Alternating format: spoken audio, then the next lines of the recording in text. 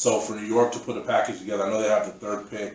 The bottom line is we need someone that's going to help us win now.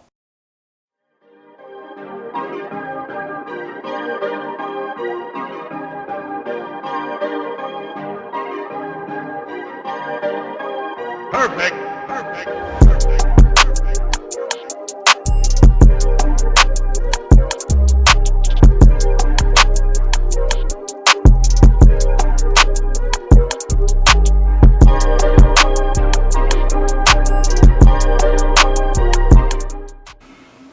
What's up, everybody? Welcome back to another episode of Lakeside View. I'm your host, Big Win.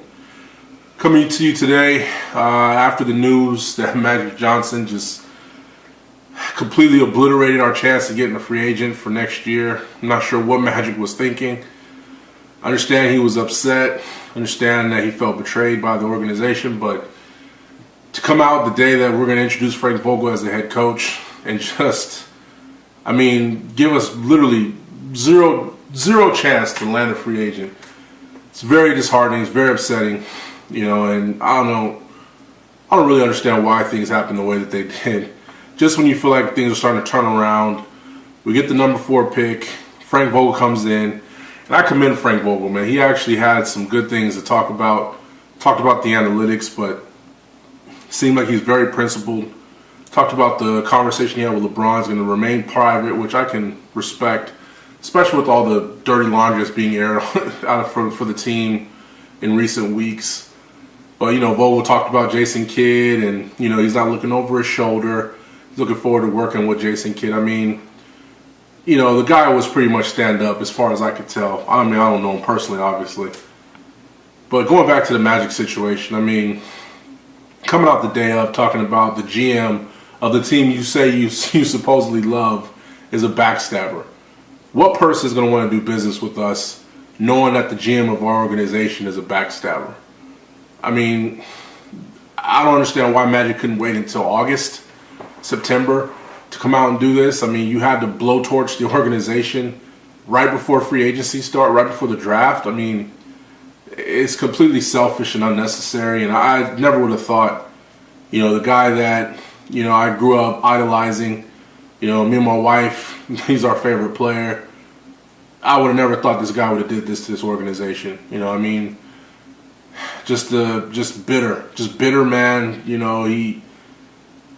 I don't know. I can't speak for Magic. I don't know what's going on in his head, but it was very disappointing to watch an iconic player get on the 4-letter network in the morning and just take the team to town. And he kept talking about how much he loved the team, how we were one player away. How do you expect us to get that player, Magic, if you're doing stuff like this? I just don't understand. This organization that I've grown up rooting for my whole life, how they're just making these moves now. It's like, this doesn't make sense. Starting out with Jeannie, man. It all starts from the top. She's letting people from the business side come in and tell Magic what to do. I'm not giving Magic a pass, but I get it. It's like, I'm the president of basketball operations. You're a guy who sells sweets. I don't want you to come in here and think that you have any authority over me or what I do. Completely disrespecting Magic. But again, Magic took on a full-time job and expected part-time hours and expected the type of results that you're going to get only by putting in those hours. Magic told Jeannie, which it all starts with her again, I need to be here. I got other businesses I need to tend to. If that's okay, then I'll take the job. She said, yeah. She should have said no. Jeannie should have put her foot down and said, look, I need a GM or a president of basketball operations who's going to be involved 100%, fully committed. Can't have you half in and half out. You look at all the other president of basketball operations, GMs, whatever, around the league, none of these guys are working part-time. I don't care what type of team you have around you. This is a hands-on job, and again, we talked about it in previous videos. It's like Magic just said, you know what, this is too hard, I'm out. You can sit here and make all the excuses you want. Yeah, they didn't give you the power that you deserve or that you thought you would, but did you give them the commitment that they thought you would? Very upsetting to say the least. You look at Rob Pelinka, who now has the label of traitor and backstabber. I don't know. I don't know what to make of his situation. You know, he had to go out there, introduce the coach, and the first question they asked was Magic's interview and how he felt about it. And I mean, Rob did what you could do when you're put on the spot like that. He didn't talk about Magic. He didn't throw Magic under the bus. You know, he told him and said, I had dinner with Magic a couple nights ago. Talked about the number 4 pick. I don't understand how, if Magic feels the way that he felt about Rob, why is he still hanging out with him? Why is he still talking to him? You know, let alone have a dinner with the guy, talking about plans going forward. It's just very bizarre. Very bizarre. And now you have Kobe Bryant, you know, the angle that Kobe has. We don't know. We know that his best friend and agent is now the de facto president of basketball operations with the Lakers. You know, Rob Pelinka now has taken all the power and he's going to be making decisions. And again, Magic didn't do him any justice, man. He didn't do him any favors. You know, he put him out there and he just kneecapped him. You know, he kind of kneecapped Frank Vogel too, unfortunately. You know, the guy didn't do anything other than come in here and be a professional. You know, he talked about the analytics. He broke down, you know, the vision of the team. And again, I appreciate the guy being a professional. But just Magic, I don't understand what purpose that served. You know, you keep talking about we're one player away. You know, we're right there and we're on the verge, we're on the cusp. But again, everything you did took us about 10 steps back. And I really don't understand what purpose it served. I mean, it seems to be the regular occurring theme of these videos. You know, we're just sitting here wondering what to do next. You know, I mean, thank God for LeBron. You know, I know my wife and my brother-in-law don't care for the guy, but that's really the only bright spot we have. You know, Lonzo Ball is having season-ending ankle sprains, and Brandon Ingram's having blood clots, and you know, you got Kuzma, who's inconsistent, up and down. LeBron is really our best bet to move this franchise forward. You know, he's going to have to hit the recruiting trail hard, try to get Kawhi. I mean, Kawhi had a monster game tonight. You know, try to bring Kawhi in, try to bring Kyrie in, whoever it is, whatever free agent that we're looking at. It all pretty much falls on LeBron's shoulders because Magic, like I said, he really did a disservice to this team. Really, really disappointed in Magic Johnson. Really disappointed. Can't say that enough. You know, like I said, I don't know if it was just the bitterness or, you know, the sense of betrayal. But like I said, you could have aired him out in August, September, you know.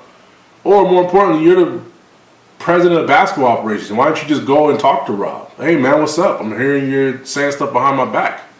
You know, let's handle this. Let's figure this out. You know, it doesn't have to be a physical altercation, but, you know, go talk to the guy. He's your subordinate. You know, again, just a bunch of questionable moves by Magic. Not exactly sure what's going on with the guy or why he decided to do things that he did, but here we are, you know. Looking at the number 4 pick, I'm really optimistic about this situation. You know, you have a lot of guys that people are not looking at the way they should. You know, I like the kid from Texas Tech, Culver.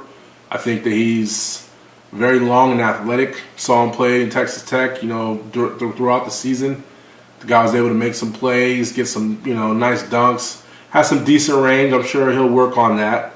But he wouldn't be a bad pickup. The kid from Virginia, Hunter. I mean, that guy is a nice 3-and-D guy. You know, he's a Virginia guy, so you know his defense is strong. I wouldn't mind picking that guy up.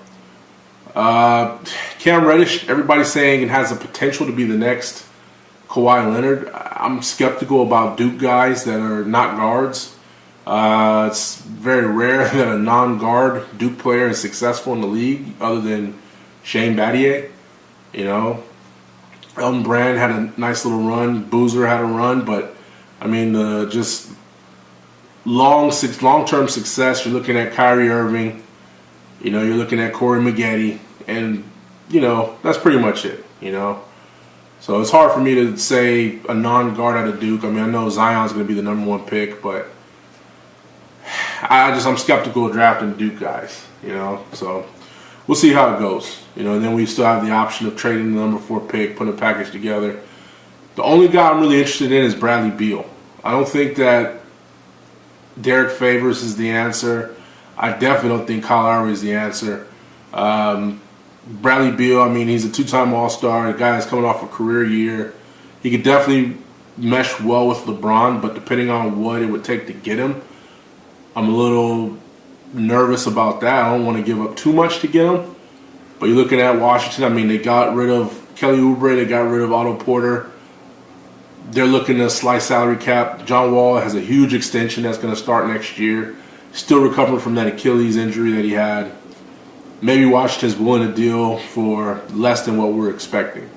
You know, these are the types of things that I'd like to talk to you guys about, as opposed to the drama that's going on in the front office. You know, I'd love to just break down different players. You know, how I think that these certain players are going to react to the new coaching style, the new system coming in. Again, Frank Vogel is known for his defensive ability. Jason Kidd, I mean, he was a great young player developer.